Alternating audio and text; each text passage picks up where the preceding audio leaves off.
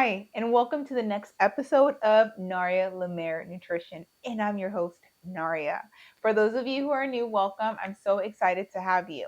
Now, I am a registered dietitian and I specialize in weight management, gut health, and overall wellness. What does that mean? If you're my client, you already know a lot about the circadian rhythm and hormonal health. Now, today's episode is all about which diet is best for you. So let's get right to it. Now, let's start with the story. Years ago, when I used to practice diets, or even when I was learning about nutrition, I was still an undergrad student. I was thinking, what is the best diet? Like, I don't know. I need to have an answer for this. There's so many out there. Which one should I try? Which one should I trust? Who should I trust? And so forth. Now, with my recommendations with what's the best diet, number one is the one that you're willing to stick to for the rest of your life, period. Okay, so if you are starting a diet, definitely consider, can I do this for the rest of my life? Now, when I used to think about diets, I wouldn't think of them as long term. I would think of, hey, I'm going to start a diet, this is going to be the time that I lose weight, and I wouldn't really think about more than 6 months or a year out. What would happen after? I don't know, we'll figure it out then. Now, after years and years of doing this, I realized that yes, do diets work? Yes. Is it sustainable? No. Okay. Well, what's the answer? I'm still not too sure. Not, of course, until I became a dietitian and I learned a lot of what we're going to talk about today, which, yes, it will include behavior modifications, habits, and environmental cues. You can't get away from these if you want to be successful with your goals. Now, this kind of brings me to a memory I've had, maybe about something that happened 10 years ago. Now, about 10 years ago, I started to try the P90 program. I'm not sure if you tried it to this day. I think it's absolutely amazing. A little bit long for me now, but before and now it's a great program. It does its duty. But my point being, I did the program. It worked. It was great. Definitely had more definition. But after the program was over, where I struggled was what now? Like, yeah, now I have some muscles here. Yeah, I lost some weight. Okay, so then I'll just continue with my life. Now, I tried some other of the programs which I did like, including the Insanity, which is great. It was just a lot of cardiovascular. It wasn't that the weight training that I like with the P90. So what happened when I stopped doing the weight training and just doing a lot of the HIIT workouts? That definition started to kind of go away. I wanted to grow the muscles. It wasn't happening, but I didn't know that connection there. That, hey, the you have to continue with this certain activity, you have to find new regimens, you have to keep growing your muscle, you have to keep upping your weights. I didn't know these things, so I was just thinking, hey, as long as I'm doing some activity, that's really all that matters, right? Moving forward, no, it has to be something, in my opinion, something that you enjoy, something that you like, right? And I love weight training. HIIT workouts, cardiovascular, they're cool. I'll add them because I care about my heart. But to be honest, if I can do weight training every day, I would. But I try to ease my horses there. So going back to what is the best diet? The best diet, again, it's going to be the one that you're willing to stick to for the rest of your life. If you're starting a new lifestyle modification and you go back and you think, can I do this for the rest of my life? And the answer is no. I want you to go back to the drawing board and start something new.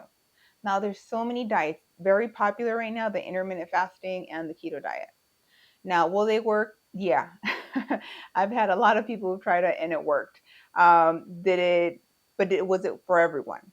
Was it sustainable? Was it healthy? Was it done in a healthy way? Now, one of the biggest things I see when I'm at the clinic with the keto diet is those lipids go crazy. Not with everyone, everyone's different. So I'm not saying you're going to do the keto, this is going to happen. No, that's not what I'm saying. But I've seen it enough that individuals do the keto, they lose a lot of weight, and then they come to the clinic with all these high labs, and their doctor's really concerned. So what happens? They have to get off the diet, and because they never took the time to really build a foundation for nutrition, that weight tends to come back.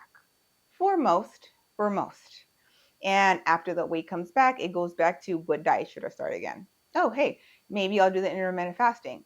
What's so special about the intermittent fasting? Is there something magical about the intermittent fasting? No. What's the one thing that all diets have in common? Now, I'd love for you to pause right now and comment below. What do all diets have in common?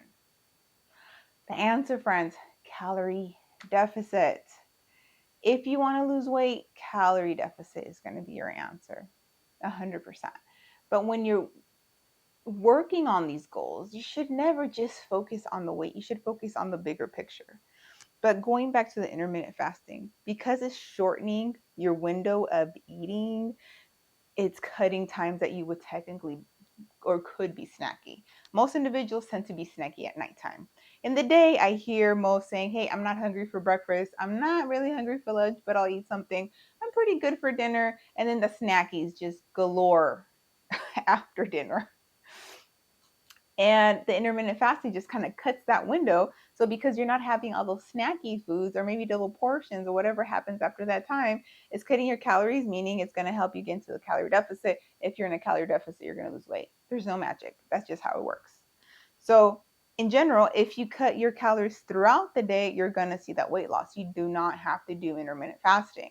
Now, I will say if intermittent fasting is your thing and it's worked for who knows how long, all is good, your labs are good, you're healthy, you feel good, your energy is good, that may be something that is sustainable for you. And that's okay, right? But for most people, it doesn't work because it really changes your day to day when you are outside of your norm. So when you're on vacations, when you're on maybe business trips or someone's sick at the house, when those types of times come, it starts to disrupt and the eating schedule starts to go crazy. And if you're having the mentality of full on intermittent fasting or nothing, it's going to make it very difficult for you to continue with your goals. What does that mean? It means you have to learn how to be flexible. You can't get away from that. Avoid going into any diet, any new lifestyle saying it's all or nothing.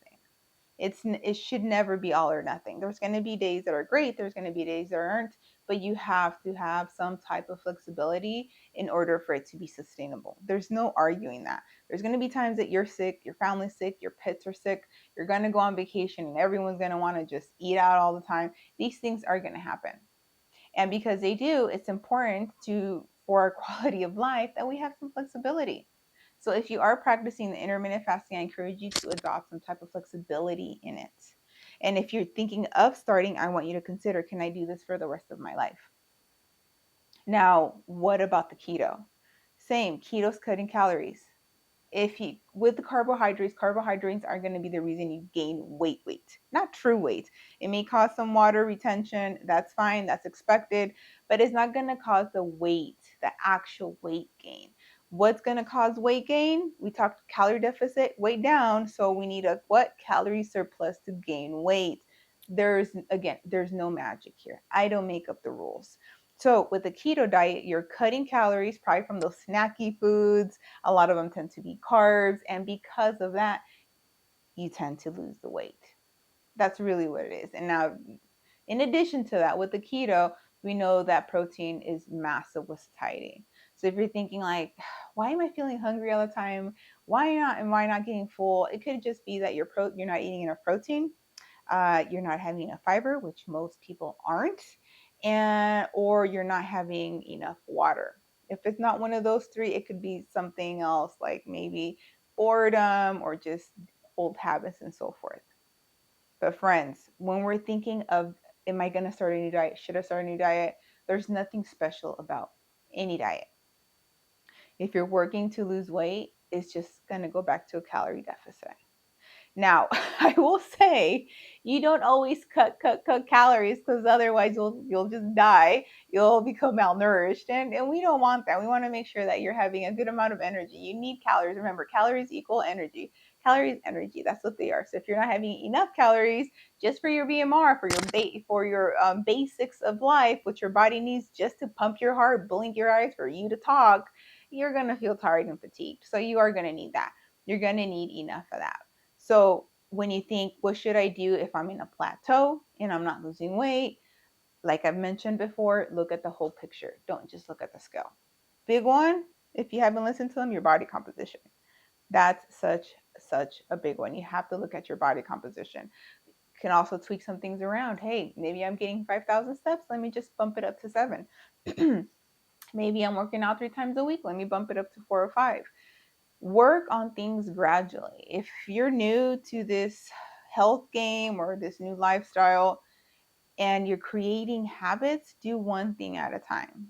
Anyone can do everything at once. It's very difficult for people to continue to do that forever because usually people don't think about habit creation. They just think, hey, I need to do this now. I need to work out 5 days a week, 6 days a week. I need to eat healthy. And that's just go, go, go until you get tired and you get burnt out. So I encourage you to work on your habits and your behavior modifications. So, friends, is there a special diet?